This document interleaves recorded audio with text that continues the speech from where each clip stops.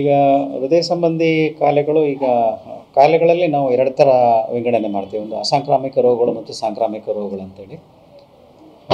ಸಾಂಕ್ರಾಮಿಕ ರೋಗಗಳಿಗೆ ನಾವು ನೋಟಿಫೈಬಲ್ ಡಿಸೀಸಸ್ ಅಂತ ಕರಿತೀವಿ. ನೋಟಿಫೈಬಲ್ ಡಿಸೀಸ್ ಅಂತ ಹೇಳಿದ್ರೆ ಯಾವುದೇ ಸರ್ಕಾರಿ ಆಸ್ಪತ್ರೆ ಆಗಲಿ ಖಾಸಗಿ ಆಸ್ಪತ್ರೆ ಅಲ್ಲಿಂದ ನಮಗೆ ನೋಂದಣಿ ಆಗಬೇಕು.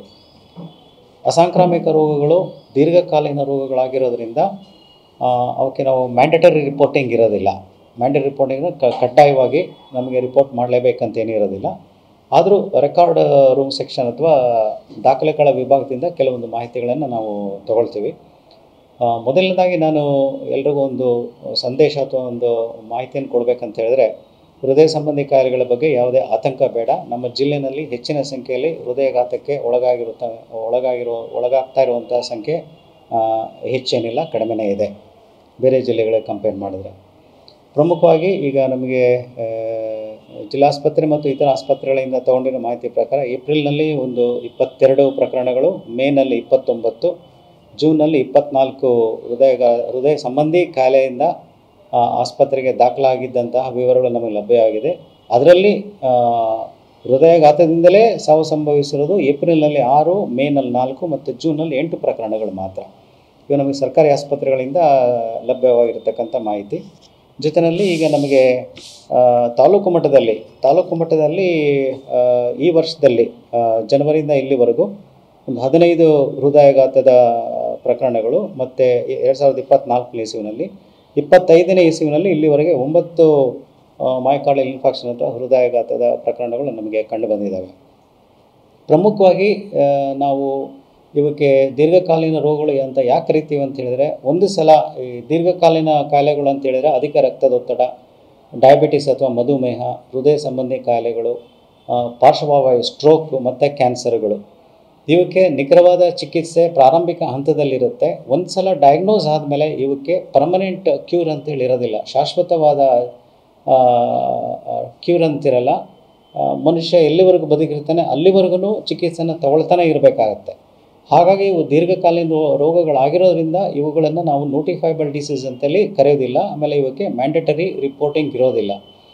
ಈಗ ಪ್ರಮುಖವಾಗಿ ನಾನು ಸಾರ್ವಜನಿಕರಿಗೆ ಮನವಿ ಮಾಡ್ಕೊಳ್ಳೋದೇನಂತ ಹೇಳಿದ್ರೆ, ಮೊದಲನೇದಾಗಿ ಈಗ ಈ ಹಾರ್ಟ್ ಅಟ್ಯಾಕ್ ಆಗಲಿ ಅಥವಾ ಹೃದಯ ಸಂಬಂಧಿ ಕಾಯಿಲೆಗಳಾಗಲಿ ಬರ್ತಕ್ಕಂಥದ್ದು ಎರಡೇ ವಿಧಾನಗಳಿಂದ. ಒಂದು ಅನುವಂಶೀಯತೆ ಅಂತ ಹೇಳಿದರೆ ನಾವು ಇಂಗ್ಲೀಷ್ನಲ್ಲಿ ಫೆಮಿಲಿಯಲ್ ಅಥವಾ ಜೆನೆಟಿಕ್ ಇನ್ಹೆರಿಟೆನ್ಸ್ ಅಂತೇಳಿ ಏನು ಕರಿತೀವಿ.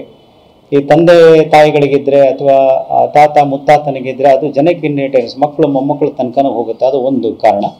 ಇನ್ನೊಂದು ಬದಲಾದ ಜೀವನ ಶೈಲಿ, ಆಹಾರ ಪದ್ಧತಿಗಳಿಂದನೂ ಕೂಡ ಬರ್ತದೆ.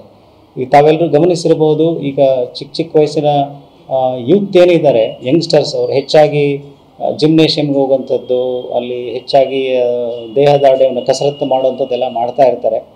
ಅದಕ್ಕೆ ಕೆಲವೊಂದಷ್ಟು ಪ್ರಿರಿಕ್ವಿಸೈಟ್ಸ್ ಅಂತ ಹೇಳ್ತೀವಿ ನಾವು.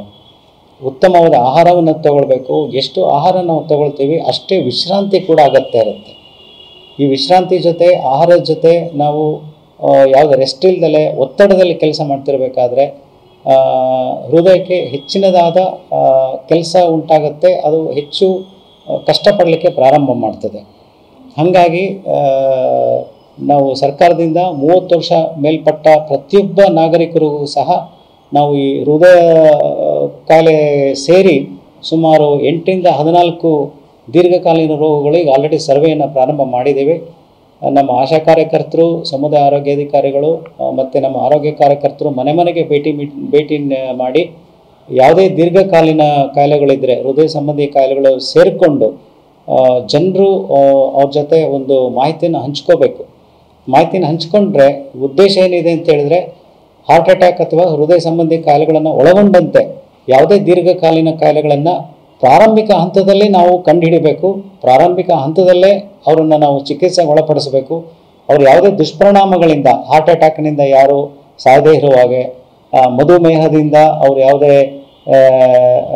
ತೊಂದರೆಗಳಿಗೆ ಒಳಗಾಗದಿರೋ ಹಾಗೆ, ಕಾಂಪ್ಲಿಕೇಶನ್ಸ್ಗೆ ಒಳಗಾಗದಿರೋ ಹಾಗೆ. ಈಗ ತಮಗೆ ಗೊತ್ತಿರೋ ಹಾಗೆ ಹೈಪರ್ ಟೆನ್ಷನ್, ಅನ್ಕಂಟ್ರೋಲ್ಡ್ BP ಬಂತು ಅಂತ ಹೇಳಿದ್ರೆ ಸ್ಟ್ರೋಕ್ ಆಗ್ತದೆ, ಹಾರ್ಟ್ ಅಟ್ಯಾಕ್ ಆಗುತ್ತೆ. ಈ ಎಲ್ಲ ಏನು ಸಮಸ್ಯೆಗಳಿದೆ ಆ ಎಲ್ಲ ಸಮಸ್ಯೆಗಳಿಂದ ಅವ್ರು ಹೊರಗಡೆ ಬರಬೇಕಂತ ಹೇಳಿದ್ರೆ ನಾವು ಅವರಿಗೆ ಒಂದು ಸರಿಯಾದ ಒಂದು ಆರೋಗ್ಯ ಶಿಕ್ಷಣವನ್ನು ಕೊಡ್ತೀವಿ, ಜಾಗೃತಿಯನ್ನು ಕೊಡ್ತಾ ಇದ್ದೀವಿ, ಅರಿವನ್ನು ಮೂಡಿಸ್ತಾ ಇದ್ದೀವಿ.